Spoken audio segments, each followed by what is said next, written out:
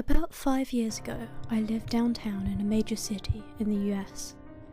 I've always been a night person, so I would often find myself bored after my roommate, who was decidedly not a night person, went to sleep. To pass the time, I used to go for long walks and spend the time thinking. I spent 4 years like that, walking alone at night. I never once had a reason to feel afraid. I always used to joke with my roommate that even the drug dealers in the city were polite. But all of that changed in just a few minutes of one evening. It was a Wednesday, somewhere between 1 and 2 in the morning, and I was walking near a police-patrolled park, quite away from my apartment. It was a quiet night, even for a weeknight, with very little traffic and almost no one on foot. The park, as it was most nights, was completely empty. I turned down a short side street in order to loop back to my apartment when I first noticed him. At the far end of the street on my side was the silhouette of a man dancing.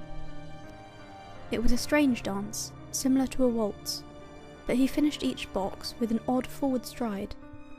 I guess you could say he was dance walking, headed straight for me. Deciding he was probably drunk, I stepped as close as I could to the road to give him the majority of the sidewalk to pass me by. The closer he got, the more I realised how gracefully he was moving. He was very tall and lanky, and wearing an old suit. He danced closer still, until I could make out his face. His eyes were open, wide and wild, head tilted back slightly, looking off at the sky. His mouth was formed in a painfully wide cartoon of a smile. Between the eyes and the smile, I decided to cross the street before he danced any closer. I took my eyes off of him to cross the empty street. As I reached the other side, I glanced back, and then stopped dead in my tracks. He had stopped dancing, and was standing with one foot in the street, perfectly parallel to me. He was facing me but still looking skyward, smile still wide on his lips. I was completely and utterly unnerved by this. I started walking again, but kept my eyes on the man. He didn't move. Once I had put about half a block between us, I turned away from him for a moment to watch the sidewalk in front of me. The street and sidewalk ahead of me were completely empty. Still unnerved, I looked back to where he had been standing to find him gone. For the briefest of moments I felt relieved until I noticed him. He had crossed the street and was now slightly crouched down. I couldn't tell for sure due to the distance and the shadows, but I was certain he was facing me. I had looked away from him for no more than 10 seconds, so it was clear that he had moved fast.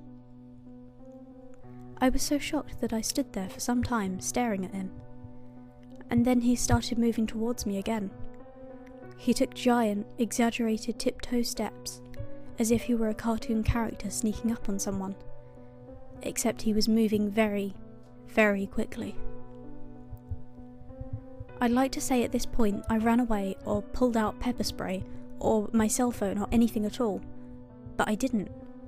I just stood there completely frozen as the smiling man crept towards me. And then he stopped again, about a car length away from me, still smiling his smile, still looking to the sky. When I finally found my voice, I blurted out the first thing that came to mind. What I meant to ask was, "What do you want?" in an angry, commanding tone, but what came out was a whimper. Regardless of whether or not humans can smell fear, they can certainly hear it.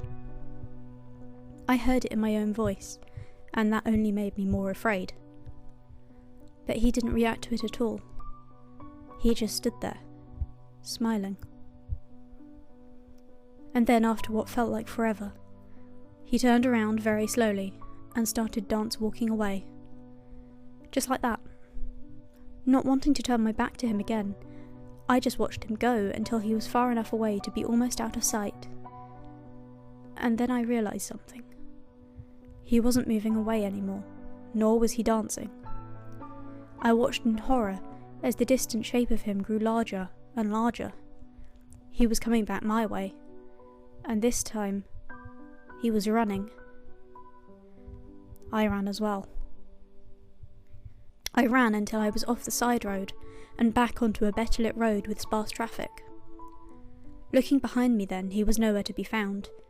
The rest of the way home I kept glancing over my shoulder, always expecting to see his stupid smile, but he was never there.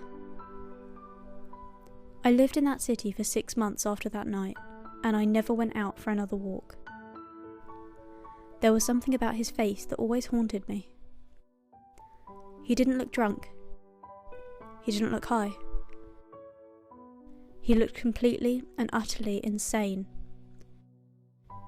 And that's a very, very scary thing to see.